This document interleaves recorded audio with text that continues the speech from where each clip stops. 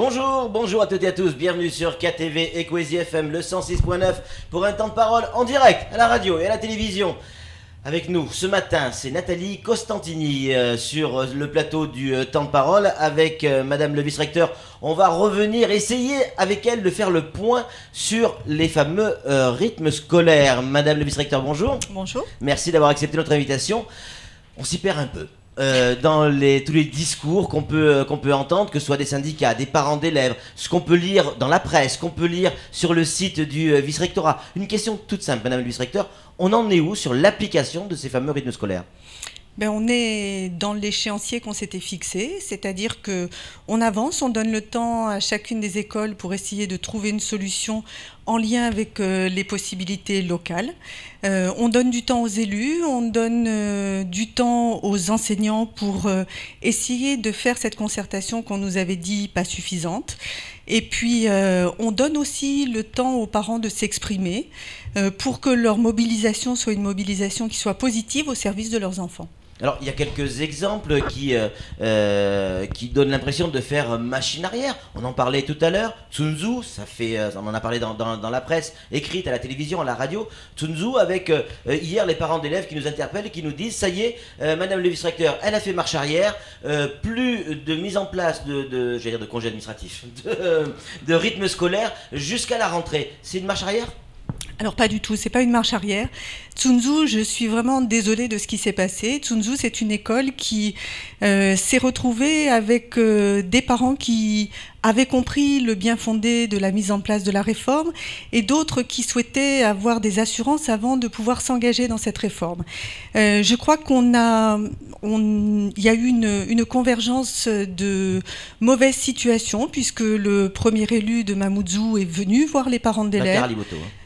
Oui. Est venu voir les parents d'élèves et que les parents qui étaient prêts à s'organiser pour essayer de trouver une solution pour leurs enfants d'ici les vacances de Toussaint n'ont pas pu obtenir une assurance de la municipalité de pouvoir de mettre en place ces moyens tout de suite sur l'école et donc ils étaient en train de se déchirer les uns les autres et moi j'ai pas du tout envie d'être spectateur de ce genre de choses.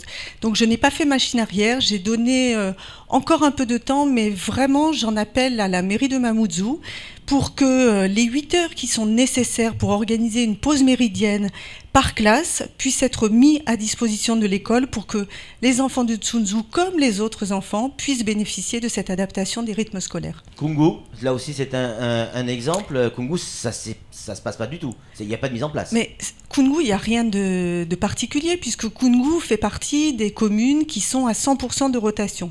Donc il est convenu depuis le début que les communes qui étaient à 100% de rotation fassent une pause de 45 minutes pour permettre aux enfants de comprendre les 2 temps de travail avec une pause intermédiaire et que du coup, petit à petit, on modifie leur rythme de travail et que l'on puisse, dès que possible, avec de nouvelles constructions, s'engager complètement dans la réforme.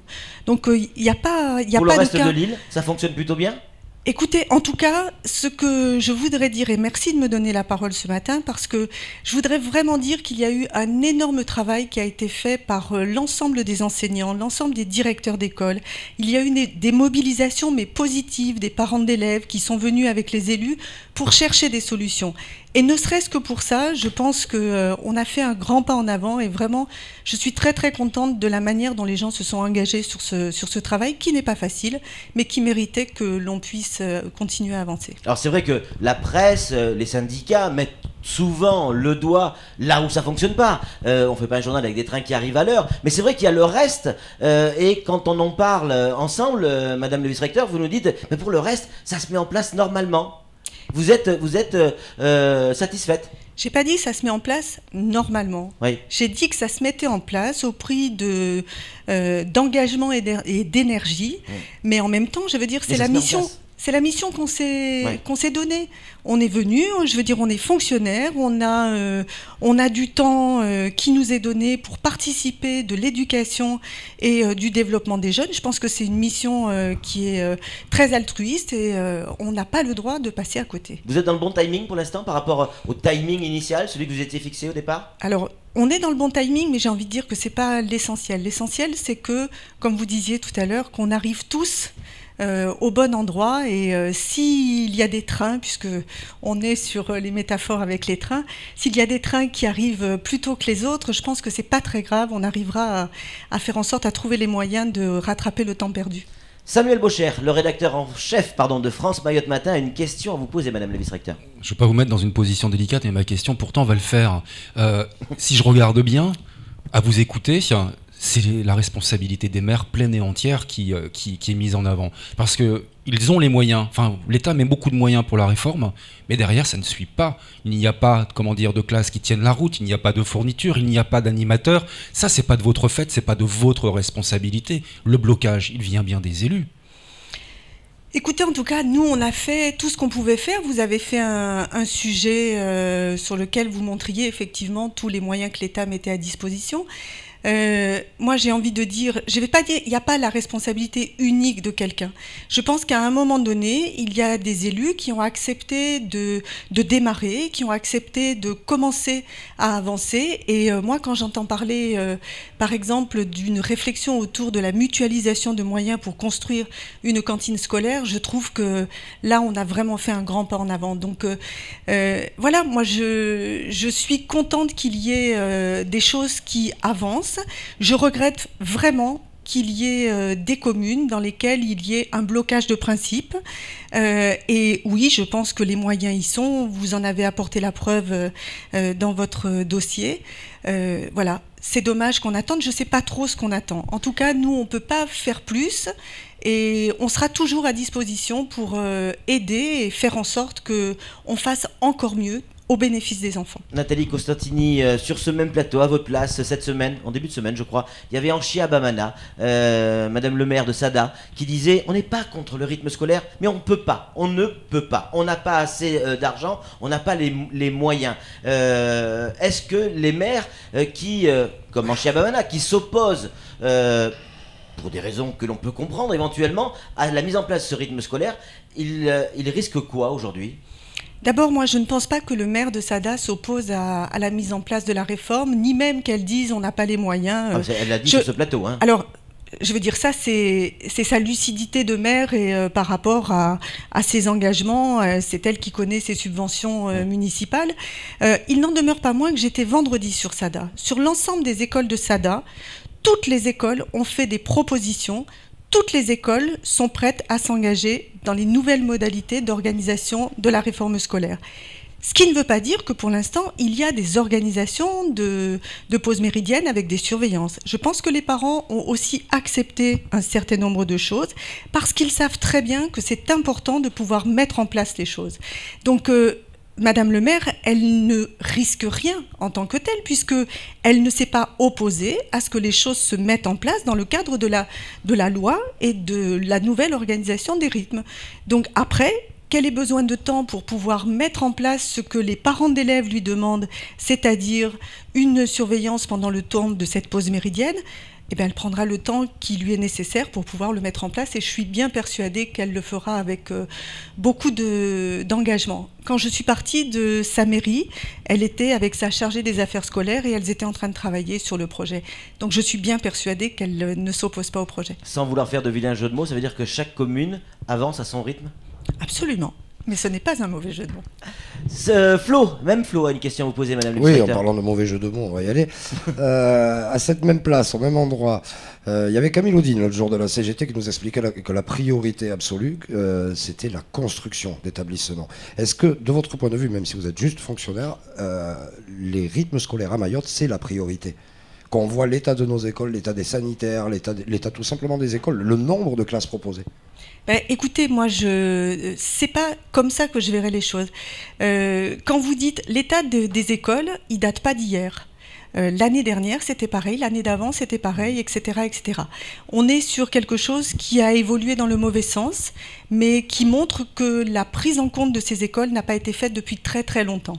Alors maintenant, si on dit que l'organisation, la nouvelle organisation scolaire devient le prétexte qui met en lumière les choses et qui dit maintenant stop, on ne peut plus continuer comme ça, eh ben, ce sera une grande réussite. Mais il ne vaudrait mieux pas consacrer l'essentiel de l'argent à construire dans l'immédiat des écoles. Ça n'est pas du tout la état. même chose. Ça n'est pas du tout la même ligne budgétaire. Donc il n'en demeure pas moins qu'on peut continuer à construire des écoles et qu'on va continuer à le faire puisqu'on s'est engagé avec monsieur le préfet à apporter notre contribution pour faire en sorte que des priorités soient mises et que nous puissions très rapidement avoir des programmes de construction qui sortent de terre.